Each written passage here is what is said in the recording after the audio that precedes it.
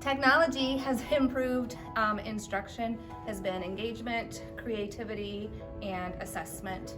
The kids love using it. It's very collaborative and creative in what they can make. We just did an animal chat project with Chatterpix. We're researching endangered species. We each have our own assigned animal. For instance, I picked the black-footed ferret. And so we had to find a picture of our animal, do a Chatterpix about its adaptations, whether it's prey or predator, what it eats. I'm a black-footed ferret, and I live in the prairie. I am a carnivore, which means that I eat meat.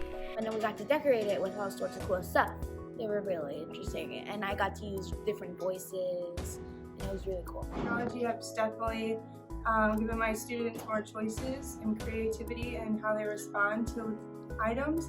I think every student can now participate in a way that they're most comfortable. One of my favorite things is the parent component to the internet, opening up Seesaw and letting them see their child's work, whether it's through journals and them express themselves, and parents are thanking me and because they don't get to see this side of their student very often, their child. In a classroom without technology, I can't go around and hear every kid read every day and correct their mistakes, but I can, with technology, have them upload to Seesaw their reading words or phrases, and then I know what mistakes they're making and I can help correct that. Technology has definitely helped with interventions, like in the classroom, being able to differentiate, hone in on certain kids individually or in groups. I've used it probably in a way that I feel I'm more efficient. I feel like I'm reaching kids more often and being able to pull kids quicker. I think kids have gotten more comfortable with it. I think that's helped ease anxiety for testing and other things that we're doing. I also think that being literate in digital things and being capable in digital things in the long run is what we want. We want kids to be able to use technology in a good way. Have embedded skills on social media and how I can teach students while still doing academic components. It's also awesome to watch students collaborating with each other throughout my teaching, just them teaching each other and elaborating and exploring the subjects of things that I've taught them. I feel like I can reach all my students even if I'm not with them one-on-one. So one of the ways we use technology is to record ourselves teaching, and then our students can view it whether we're with them or not in a group. So if they are troubleshooting and they don't know what to do, they can view a video or an audio of us telling them what to do. So one way we've done that is we've been practicing counting to 100. Well, it's hard for me to individually count to 100 with everyone when we're not in a whole group. So if they're in a small group and we are split in half, I can be with a group working on something, they can be at their iPads at the table, and they can see a hundreds chart, hear me counting, and count along with me, and it helps to correct their errors, but also feel like, I'm there with them, encouraging them.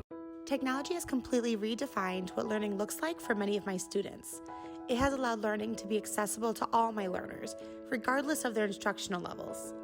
With the touch of a button, challenging text can be read aloud, unknown words can be defined, and a student's ability to get thoughts onto paper no longer interferes with their ability to write.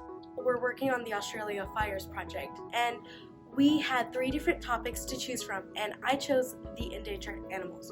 So many animals have been hurt and endangered in the fire, and we have just been taking things from the internet and things off of different websites and put it on Clips. Clips is an app where you can make videos and do different movies and stuff. Students are no longer consumers of information that the teacher chooses to provide, but creators of their own content, creating podcasts, directing our own informational videos, publishing multi-touch books. Learning with the help of technology has completely changed student outcomes in my classroom and has allowed creativity to be the leading force in this change. So that's what we've been doing, and we also had a podcast that we had to do for our space thing instead of just doing an essay, because Ms. Mecker lets us do different things, our choice. We could do an essay or we could do a podcast. I chose to do a podcast, and mine was about Earth.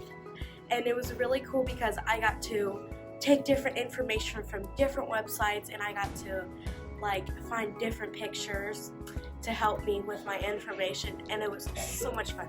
So good.